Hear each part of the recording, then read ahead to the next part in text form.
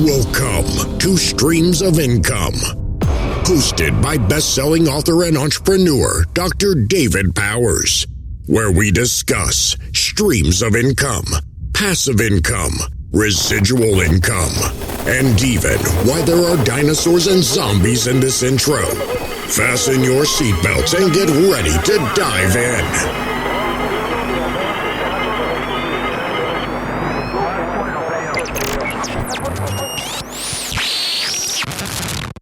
Hello, everybody. Welcome to the Streams of Income podcast. Thank you so much for tuning in. I'm glad you're here. I'm glad you are willing to give me some of your time to listen to either a business lesson or an interview with an amazing entrepreneur. So once again, thank you for listening to the Streams of Income podcast. I hope you enjoyed this episode. Oh, yeah. I usually tell people since I was 17, straight out of high school, I've been in occupations where people shot at me. Hey, Dave. I'm super excited. You ready for another epic conversation? Oh, yeah. Yeah, this is going to be good. The very first question, and this is like the most important question of the day. So in your write-up, it says that your mission in life is to find the magical best mug of coffee in the world. So how did you decide that that was one of your missions in life? And actually, have you found the magical best mug of coffee in the world?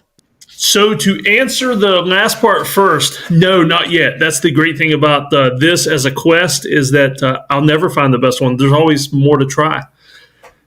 Yeah. And so what put me on that one, though, is I'm a coffee nut. But the great thing about coffee is most people don't realize there's more complexity in coffee than wine even. There's the added benefit of the caffeine, of course, but the travel and the people. I mean, just searching for great coffee will take you to some amazing places and you'll meet some crazy, interesting people.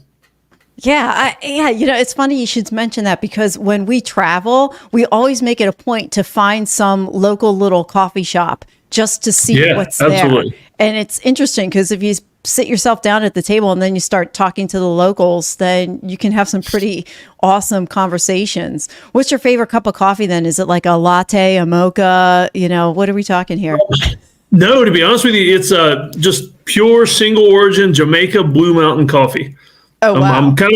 I'm a coffee nerd in my own way. I mean, everybody's a coffee nerd in certain ways, what we put into it, that kind of thing. But Jamaica Blue Mountain's my favorite.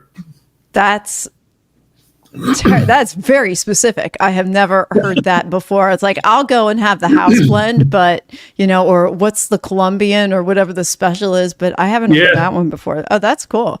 Very neat. Very neat. All right. Well, now that we've got that burning question out of the way. Yeah, the important stuff. Yeah, you got the important stuff first. I want you, before we launch into our discussion, we're going to talk on fear, and I'm sure we'll go down other rabbit holes too.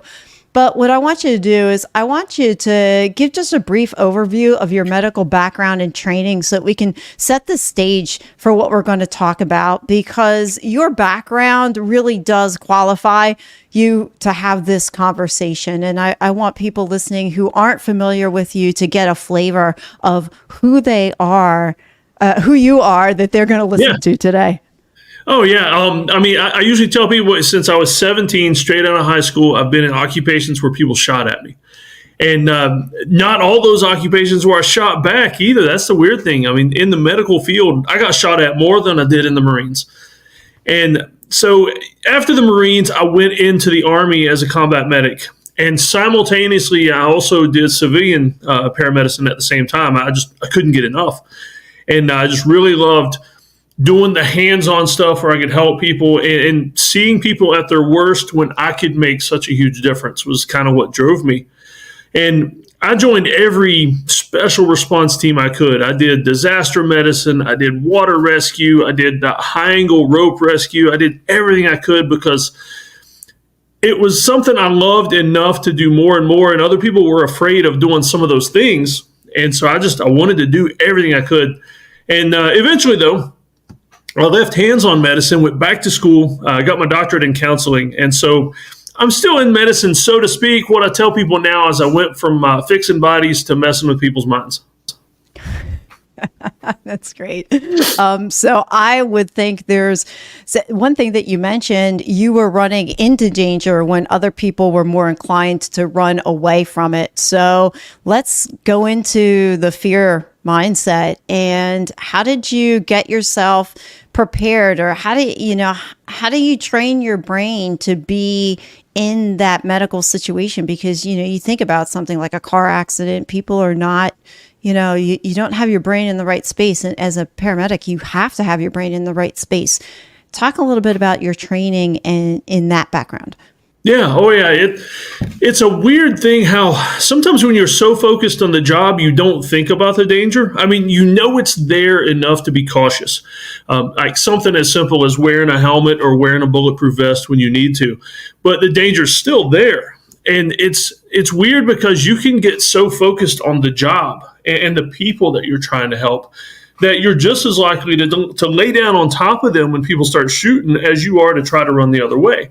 It takes a special kind of person, though, because there are people that find out when the first time something bad happens, they find out that they are the person that wants to run away. I mean, so not everybody can train that out of their system, but to be honest with you, it takes enough training and enough practice that it becomes second nature. You do it without even thinking about it. And the fear's never gone. I mean, because fear equates with caution. It's what keeps me safe, keeps me alive. So it's never gone, but you tamp it down to where it's not the most important thing. Oh, okay. Yeah. Well, so let's talk about that, because people think that, I'm just going to eliminate all the fear and then I can just trudge through. But that's not really what's happening in the body. What actually happens in the body? What's the body's physical response when something fearful happens? And, we'll go from there. Yeah, I mean, it goes back to what everybody's learned in high school and on is the fight or flight response, except I usually kind of add another one to that because of my sister. I call it the fight, flight, or give up response. My sister loves horror movies and things like that, but she always says that if she ever runs into a serial killer or a deranged clown or whatever, she's just going to lay down and die. And to me, that's what most people do. Fight or flight is where you should be. I mean, because even if I'm tamping down that fear, there's times when flight is what I need to do. Retreat, I need to run, I need to get back up. And so you want that to be part of your normal response. You don't ever want to get rid of that. It's the give up and lay down that I try to help people get past, because most people will say that they think they're going to respond that way. And then guess what? They've thought it, so that's what they do. And so I want people to realize, you know what? You don't have to be that way. You can run, and most times that's perfectly fine. You don't always have to be the helper. Other times, though, you got to fight, and interpreting fight as in helping, responding, doing whatever they can to jump in and just be part of the solution. Yeah. How do you train yourself to know the difference between when you're going to fight for something and when you're going to fly from it? That one, it's so situation dependent, you almost can't. You have to be level-headed enough to look around and say, you know what, I'm outnumbered. Or in an emergency scene, it doesn't always have to be like a combat wartime thing. In an emergency scene, you realize, you know what, I need additional help. I need to stop long enough to get on the radio. I need to send for help somehow. I've got to do something that can get some other backup here and some other resources. Did you ever have a situation where your fight and flight were opposed to each other? Like you should fly, you should run, but you really want to fight, or the other way around, you really want to fight, but you should run? Oh yeah, absolutely.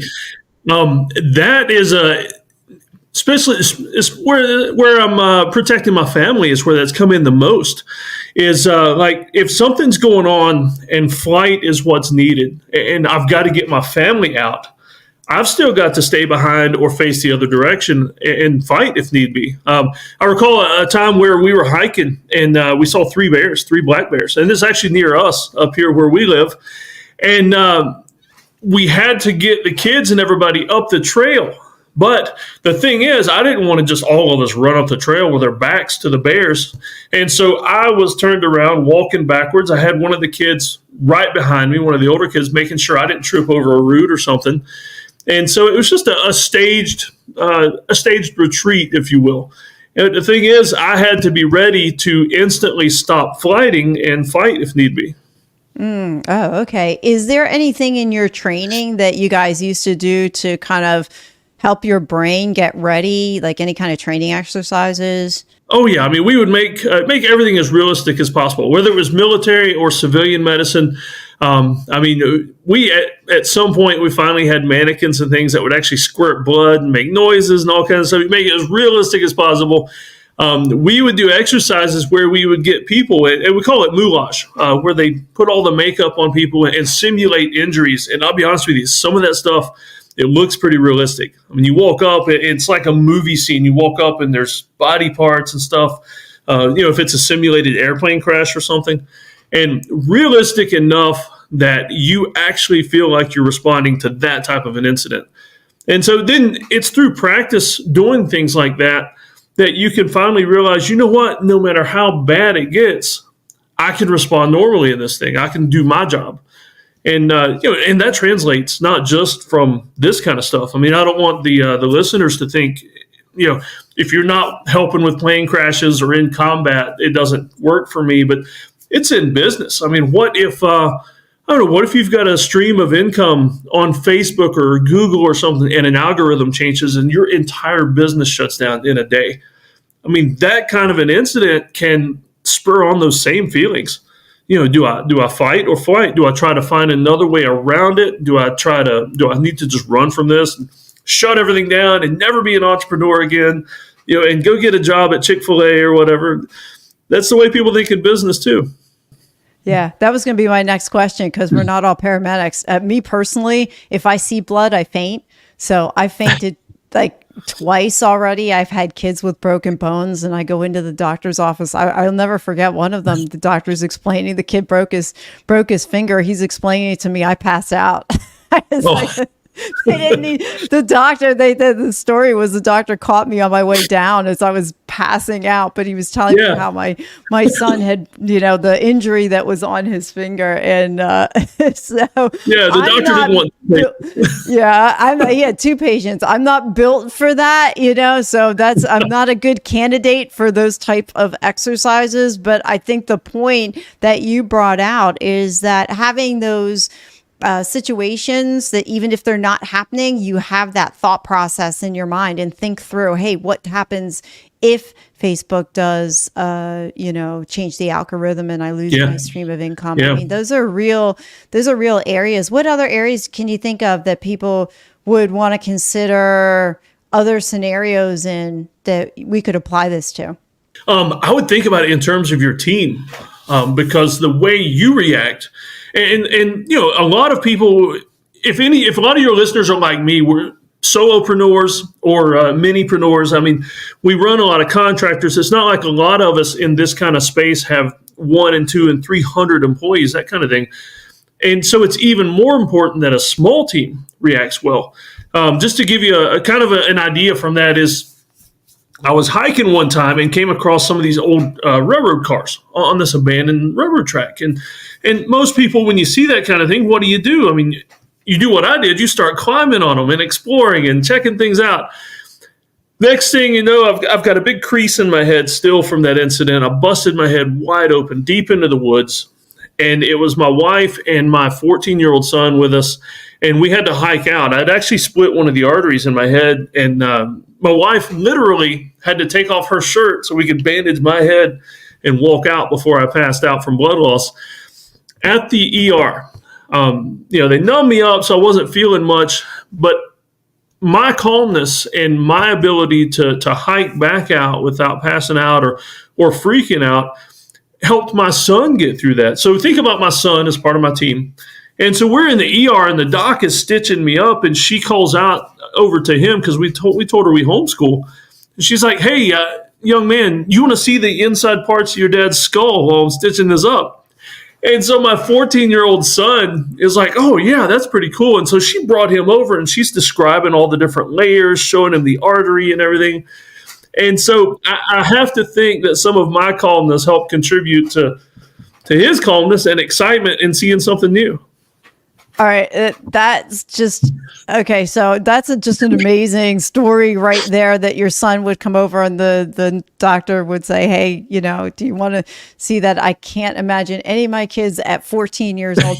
But you know what, Dave? That does go back to how you're training your kids and what you're doing for them. You mentioned that you homeschool, so talk a little bit how you bring what you've learned into your kids' lives and how that is going to help them as they become adults.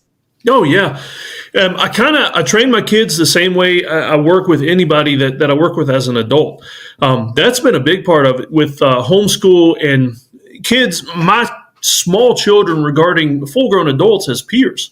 I mean, they'll talk to them just like they do kids because I've raised them that way.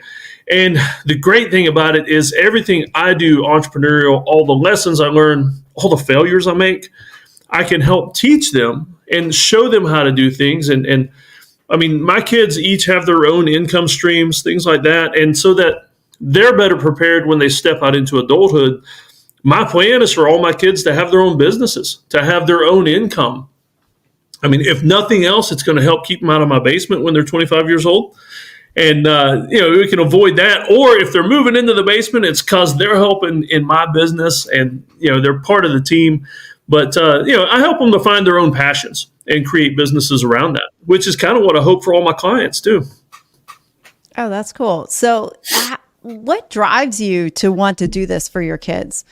Because it's not the, I almost say it's not the norm, but it's not the default, that everybody should have an income stream by the time they're 18. I love it. I think the idea is amazing. I wish somebody had told that to me when my kids were young. Me too. But yeah, right. So what drives you behind that? I just want them to have options. I mean, the thing is, if they graduate high school and they go the normal route, which, I mean, the normal route, what is that? 4 years of college, lots of debt, a corporate job or just a dead-end job, but an hourly job, a W-2 lifestyle. If they do that, but they're happy, if they do that, but they're still doing what God built them for, I'm okay with that. But I want them to have options.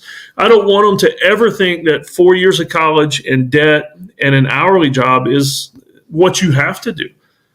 And so I want them to see the rest of the world and realize, I can work from home. I could own my own business.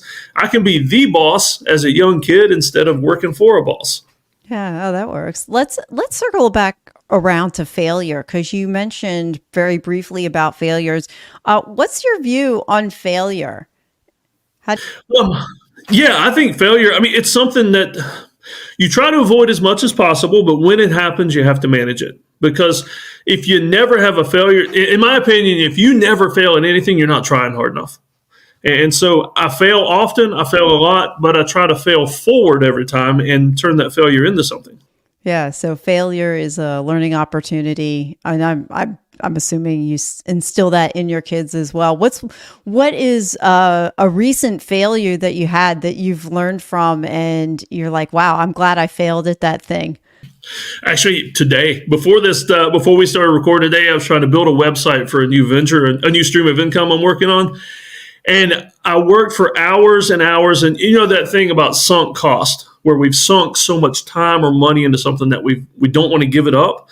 I spent hours working on this website, and it finally clicked. I finally realized, you know what? I need to build this thing somewhere else. And all of a sudden now I'm light years ahead of where I would have been later today if I hadn't realized I failed at the first attempt. It didn't work. I need to pivot. So as soon as this recording's over, I'm going to jump back on that thing and do it even better. Yeah, that's the thing about building websites. It's almost like you're never done and you can always improve on it.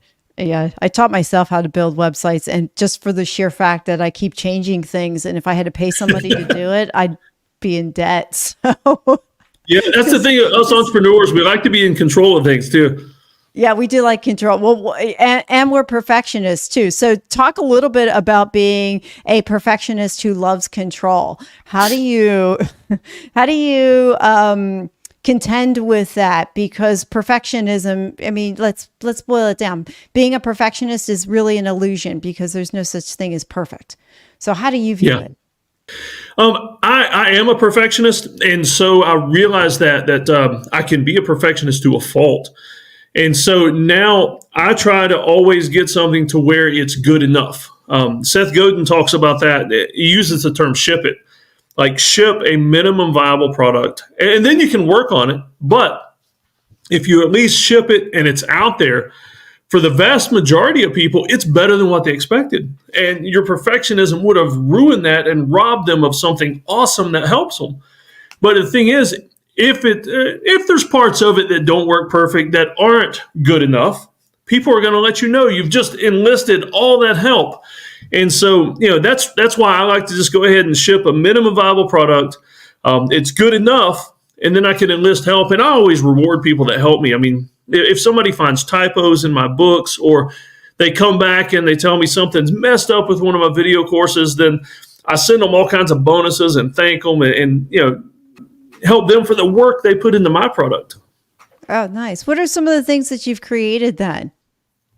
I love writing, and everybody's doing their books and everything on Chat GPT and all that nowadays with AI, but I like writing. That's a skill and a passion God put in me. I just love disseminating information. And probably the most recent thing I put out was the Strangest Secret Challenge. It's based on the old Strangest Secret recording from Earl Nightingale. And so I put out a challenge, a journal, and the 30-day challenge for that. And that's been something fun because it's something I do that I wanted to help pass on to others. Oh, cool. That's neat. Yeah, about writing. I actually started a book as well and went away this weekend and actually wrote the book. And it's funny you should mention ChatGPT because I don't want to touch ChatGPT. It's like, it's my words, it's not somebody else's words. I want them to be what I think I, should put on paper. Let's go back around to the body's physical response and reactions to fear, because I've heard it talked about where fear and excitement are the same thing in the body. Can you elaborate on that? Yeah, a lot of times they are. The fight or flight response in the body, basically your body is going to shut down everything non-essential. And so it's going to shut down I'm trying to say it in a nice way. It's going to shut down bathroom activities. It's going to shut down digestion. It's going to start shunting all the blood and oxygen to the core of the body because where it needs it the most. And that's one of the main reasons when you get into a fight or flight response or you're incredibly excited, your hands will start tingling. And because all the main part of the blood flow is coming to the core of the body, to the main organs, the liver, the heart, the lungs, the kidneys. And that's an area where you definitely have to train a lot in military and medical aspects, because if I'm getting really excited, really, the adrenaline dump has happened and my whole body is quivering, it's going to be hard for me to stick an IV. It's going to be hard for me to shoot a weapon and stay on target. And so that's something you really have to train for, because you kind of train certain parts of your body to not respond to the fight or flight.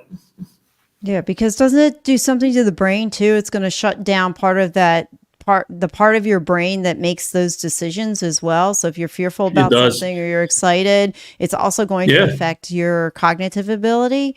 That's true then? Yeah, that's another reason why eyewitness statements are generally sometimes regarded as not credible, because people get into, let's say they're in a bank robbery or something, and they're trying to describe the bank robber that came in.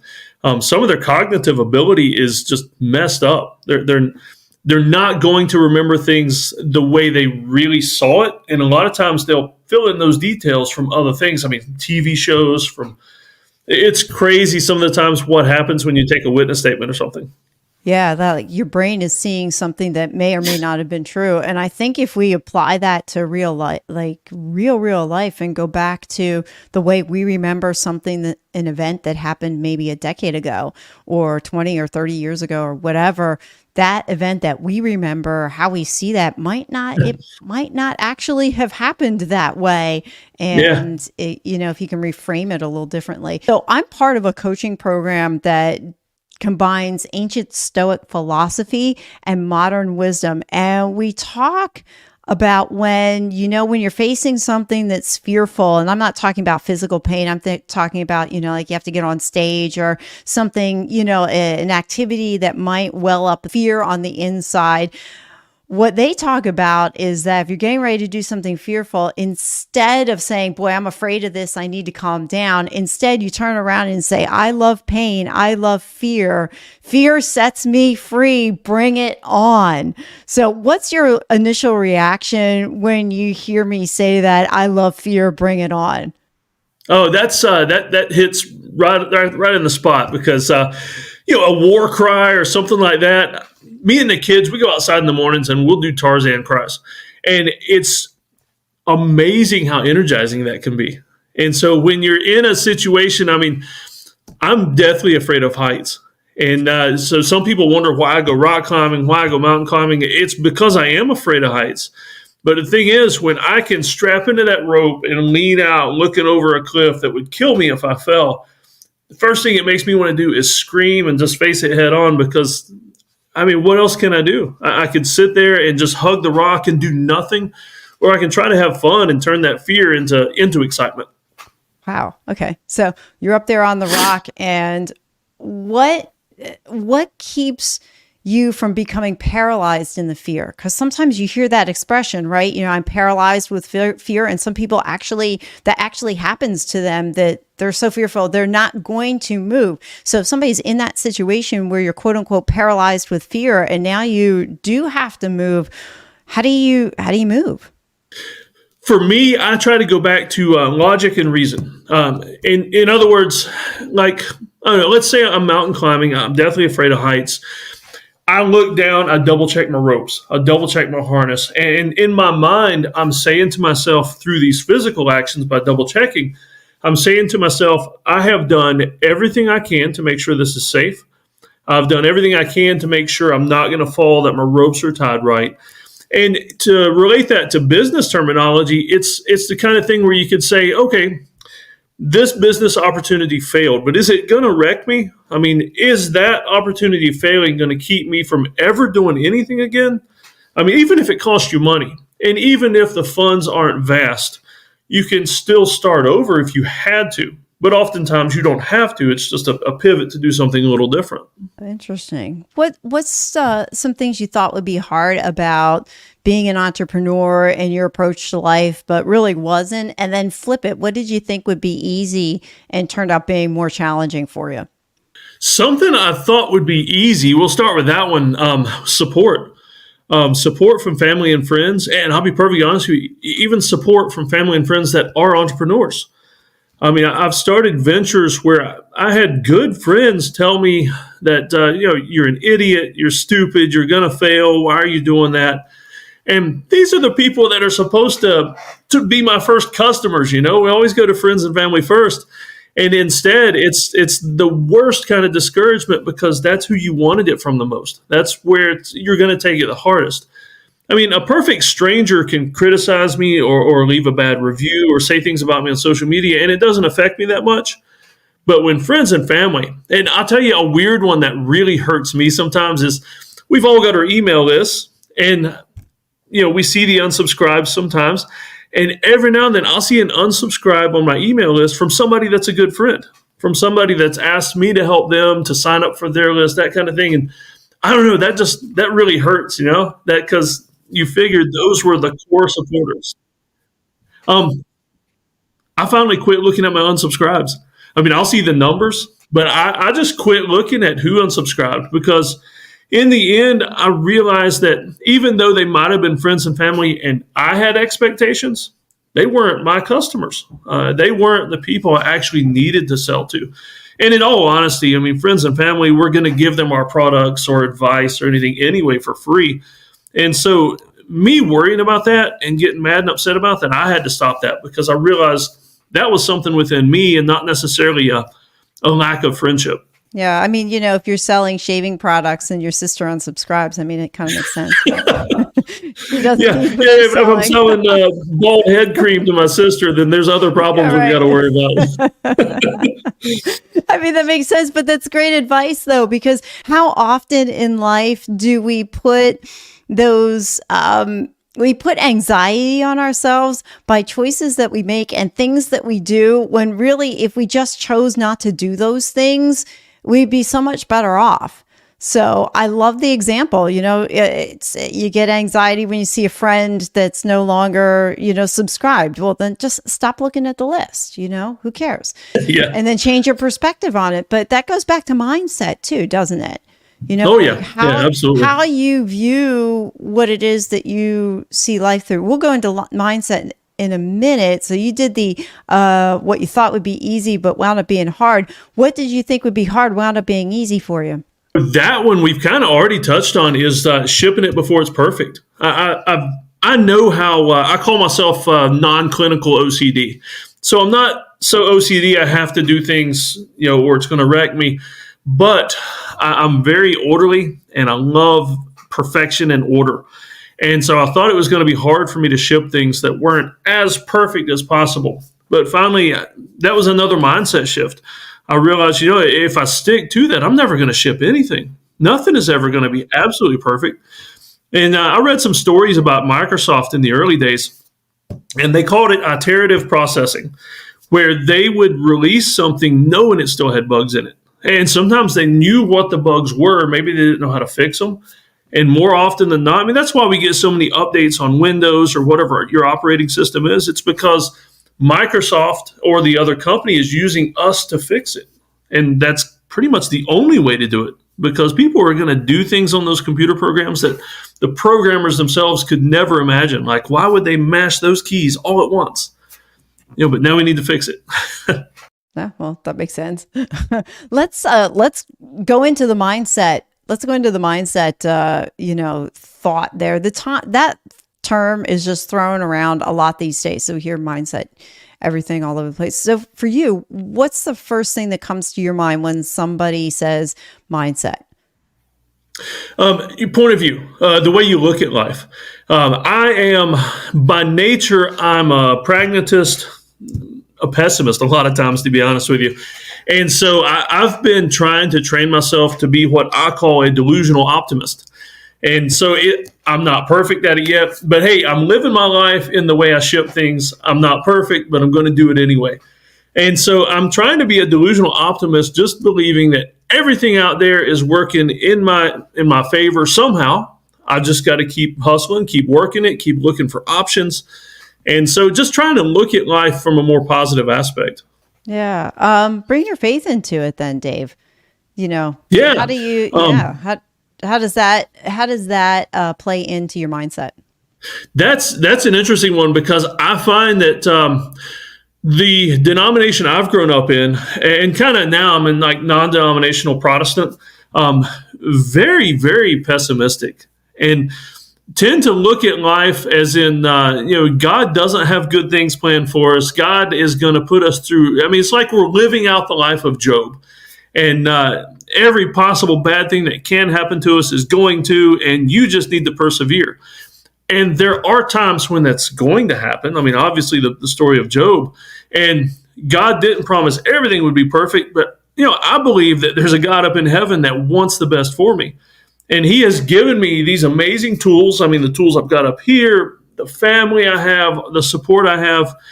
I've got to believe that there's something better for me than just misery the rest of my life. But a lot of my religious brethren, and I went to seminary, and I've been around it professionally for a long time. I don't know. I don't like being around a lot of them because they're so negative. Yeah. Yeah. That was one of my experiences as well. Is I've been going through this transformational journey in my life, I would say the last 7 or 8 months. And I also part of a non-denominational, I would say Christian, background for almost 25 years. And since I started more mindset development and growth in that area, I've come to pretty much the same conclusion that you were coming to, that it's just, there's a lot of pessimism out there. There's also a lot of, I don't want to say victimhood, but it's like, oh, woe is me. This is happening to me. I can't really control a whole lot of this. And this is just, this is what God's will is for me.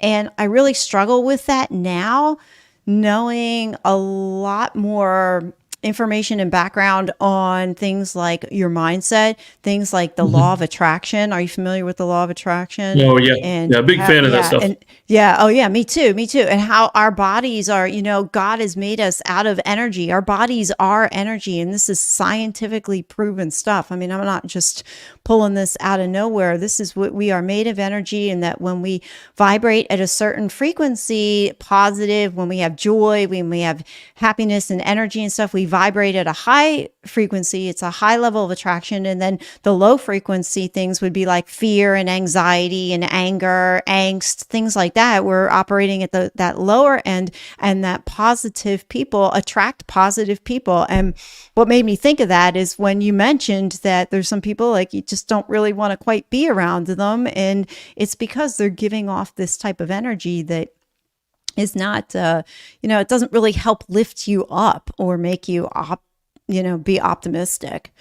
So, oh yeah. I mean, as a Christian, as a person of faith, if it's my job to shine light into the world, how am I doing that if I'm throwing a blanket on that light, Yeah, no, that makes perfect sense. And it took me a long time to come to that realization because like I said, I spent most of my life like, oh, wait a minute, everything's all woe is me. And, the Job perspective, well, okay, life's going to suck and might as well just, this is just what's coming my way. Where I realized, no, wait a minute. First of all, your mindset, you have to get your mindset in there and get the right framework and be positive about it. And no matter what circumstance or situation you go through, you can always find something to be thankful for.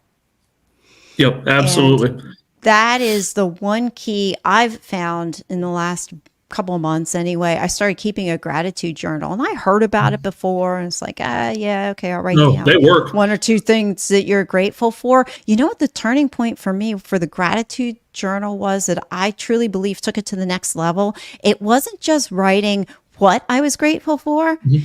It was also, after that, writing down why I was grateful for it. That was the turning point for me. It wasn't just that, oh, my job went well today. It was my job went well today because, or, I got a book in the mail from a future guest. I mean, this was real. This happened yesterday. It wasn't just that I got the book, but also because that person put a note in there that made my day. Yeah. So it took gratitude to a whole other level. Yeah.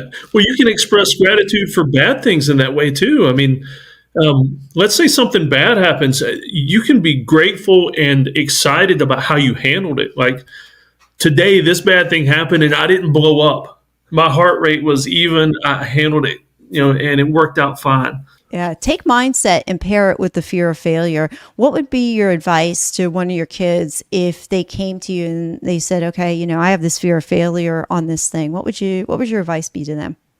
I always tell them to attack it, just to attack that fear. For instance, I mean, like the things my kids have opportunities to be afraid of are things like, volunteering for something in front of a group of people.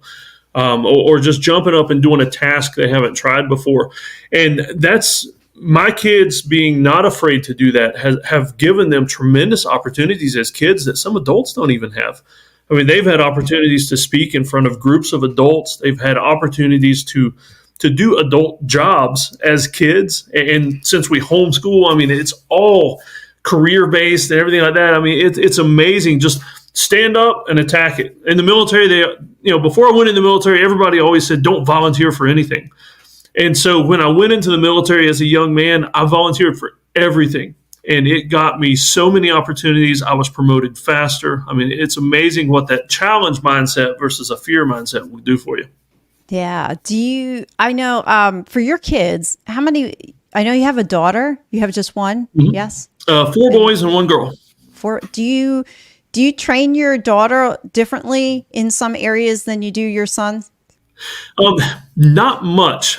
So we make everything for her feminine because I don't want to train the young lady out of her because we have boys.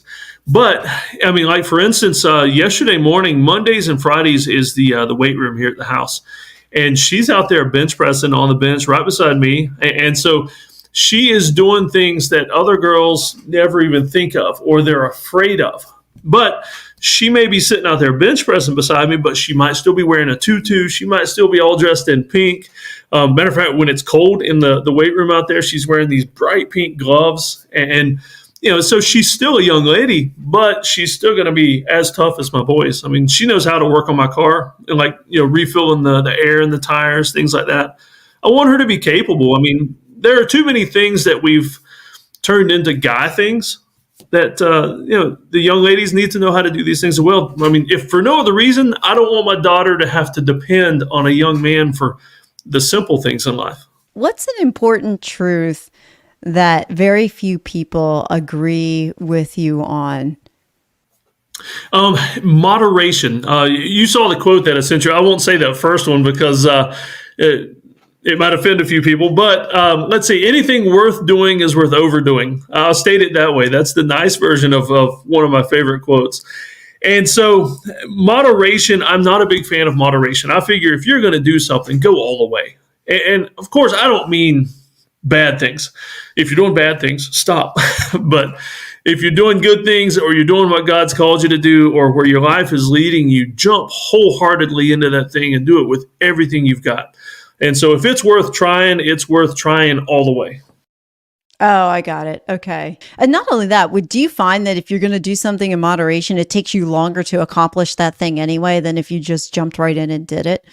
And you're more likely to respond to fear. If you jump in wholeheartedly, I mean, let's go back to the rock climbing analogy. I mean, if I'm rappelling off the side of a mountain and I'm tentative, instead of just diving into that thing, I'm going to slap my face on the rock and it's going to hurt. And I don't want that. And so I'm just going to jump off and trust the equipment to handle me and the skill I have to get me down to the bottom safely. Yeah. Isn't that the story of the buffalo and the cattle? Yeah, I love that story. Are you familiar? Yeah. Are you familiar with that story? Go ahead. For those who don't know what that story is, go ahead and tell that story. So it's one of those things that I'm surprised I never heard it sooner. But here recently, I've heard people talking about the buffalo and how they face storms. And so, imagine out on the prairie, these huge thunderstorms that are miles wide rolling across the prairie. And most of the animals will run. They'll run from the storm. And because of that, they get caught up in the storm longer. And I've heard it said that buffalo, they see the storm coming, the whole herd will turn and face that storm and just stand there solid as a rock, and that storm will pass on by. And because you're still and the storm's moving, it just goes on by. And so I try to take that into my own life as much as possible and just face the storms. Because when I do, they're over with quicker.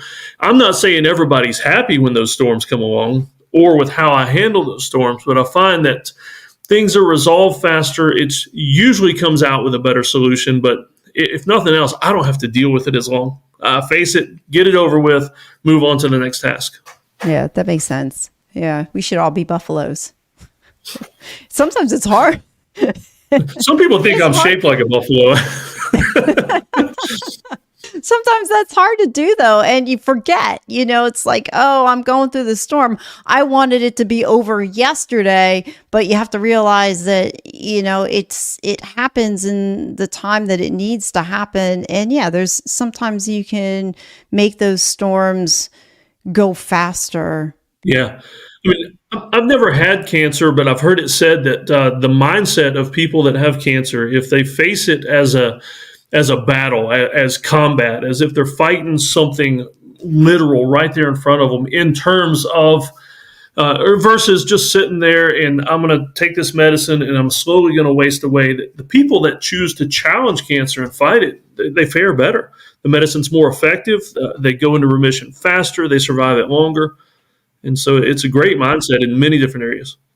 Yeah, I've seen that actually play out in real life. There was a distant friend of mine, but somebody I knew of who this time last year was diagnosed with pancreatic cancer, which is one of the worst, kind you can have. And he went into it with a fighting mentality. I'm going to fight this. I'm going to stay, see how long I could go. I'm just not going to lay down and give up on it. And, unfortunately, but he's in a better place now. He passed away last week, I guess. So he went almost a year on a diagnosis with pancreatic cancer. That's a long time with pancreatic cancer. It is because I had a stepbrother, and this is going back, I would say 15 years or so. He was diagnosed with pancreatic cancer and he was dead in 3 months.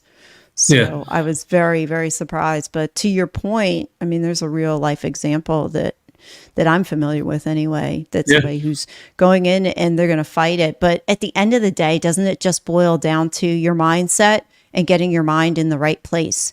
So what are some things that you do for yourself to help keep your mind in a good frame, especially when things go south for you? How do you stay in that place so that you don't get too derailed?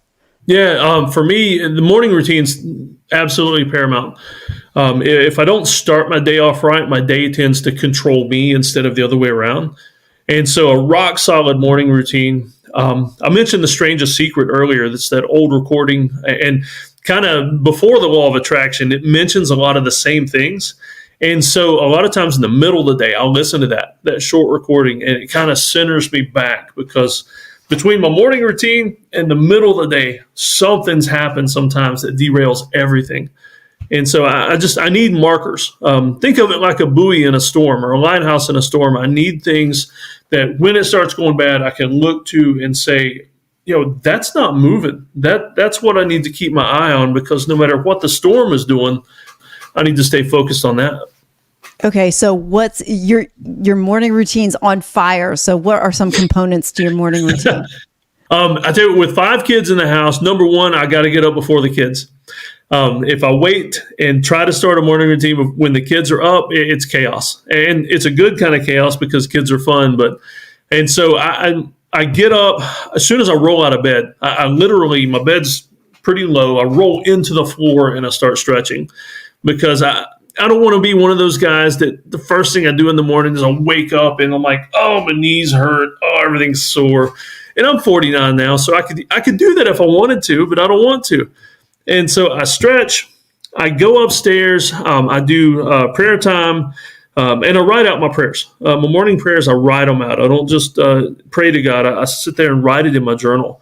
I do some Bible reading to open up my mind a little bit and think on something else. I do Duolingo, the app where you can learn foreign languages.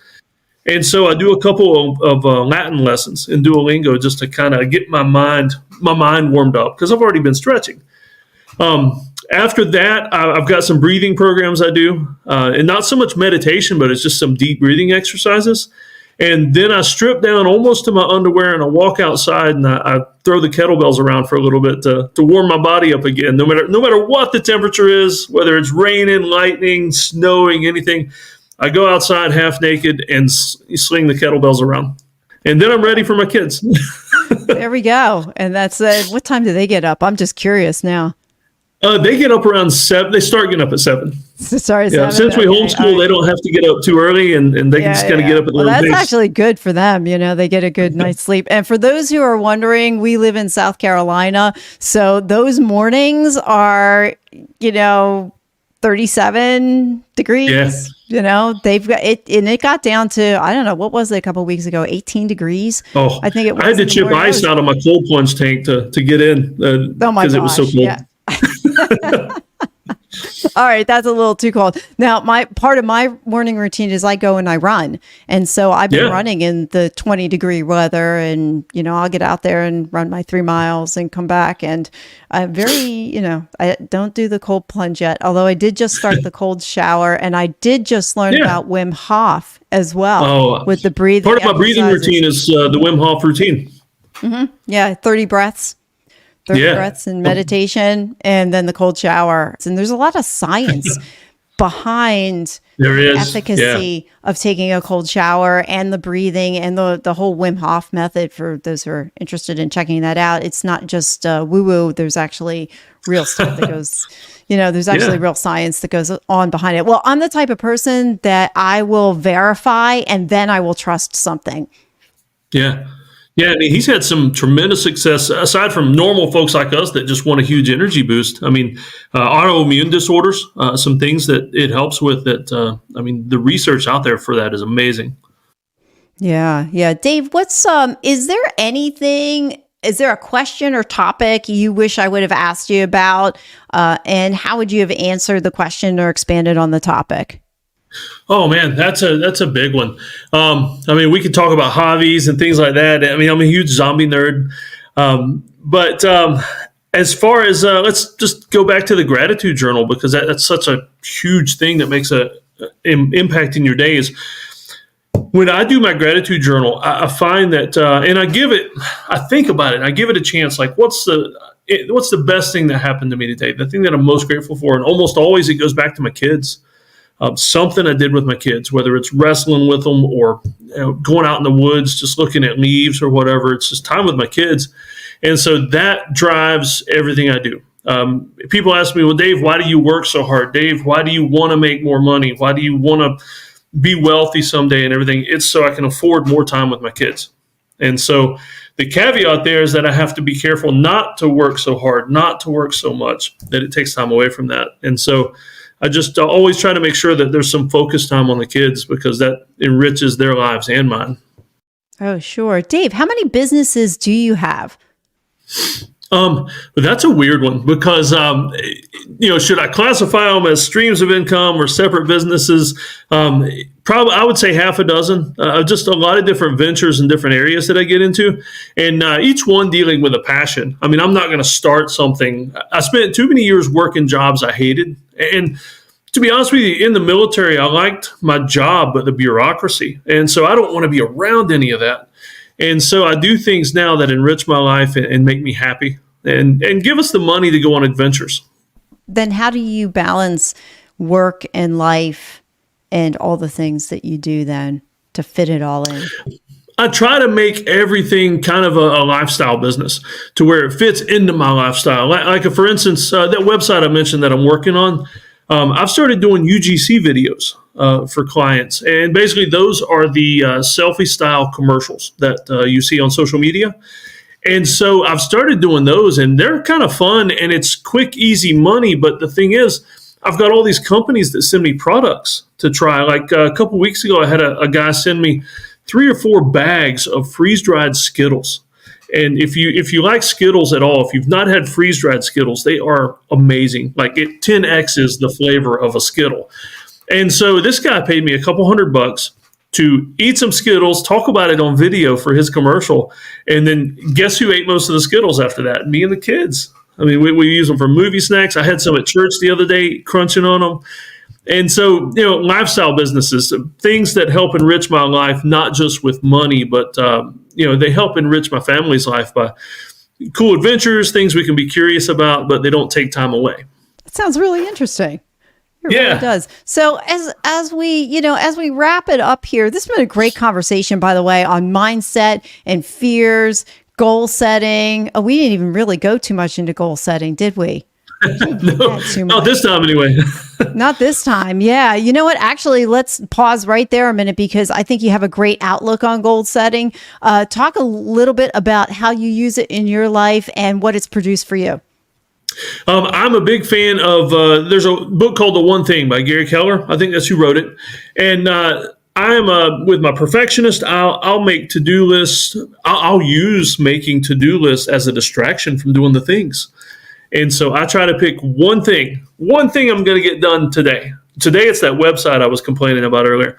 And so that's the one thing I'm going to get done today. And if I get done early, if I get done and I move on to something else, that's a bonus. But if that one thing's done, and at that point, I can quit and play with my kids and not worry about anything else. And so, with goal setting, just have one big goal that you try to get done every day. Perfect. So let's wrap it up with what's one small step somebody can do today that's going to help them change their tomorrow. Let's say just kill some fear. I would say for homework, if you're listening to this and you could do one thing to make your life better from anything I've said, pick something small that you've been avoiding. It could be something with your spouse, with your kids, with your boss at work, something small. I don't want you to take the biggest challenge you've got and face it head on yet. I want you to pick something small and destroy it. Destroy that goal, get rid of that conversation, face that storm and march through it. But pick something small, because it helps build that mindset. It helps build that mental muscle that's going to help tamp down fear and increase the challenge aspect and the curiosity aspect. So start small, though. If you hit something big and it messes you up, then you might be afraid to try again. Perfect. I love it, Dave. How can people find you? DrDavidPowers.com. And I tell you what, even better than finding me, find that Strangest Secret Challenge. That's what it is, StrangestSecretChallenge.com. Because more so than hiring me as a coach or anything like that, if you can get your mindset right, and you come to me later on, that's fine, but get your mindset right on something like the Law of Attraction or the Strangest Secret Challenge. And I guarantee it's going to change every aspect of your life. Oh, that works. Dave, thanks for the gift of your time. This has been an awesome conversation. Yeah. Love it. Always good. Oh, I know. I promised that was the end. But one last thing, and maybe this can benefit you as well. If you have any suggestions for someone you'd like to see on the podcast, feel free to send me their information or just their name. And if I like the idea, I'll try to look them up myself. But any suggestions, no matter how crazy, no matter how, well, especially if it's cool, well, crazy also, just send me your suggestions. And also, if you want to be on the podcast, get in touch with me. My email, all my contact info is in the show notes. Also, if you don't want to look at the show notes or you're in your car, maybe you shouldn't look at the show notes while you're driving. It's redteamgoals.com. You can get all my links and everything else there. So let me know your suggestions and tell me more about yourself if you'd like to be on the podcast as well. Thanks again for listening.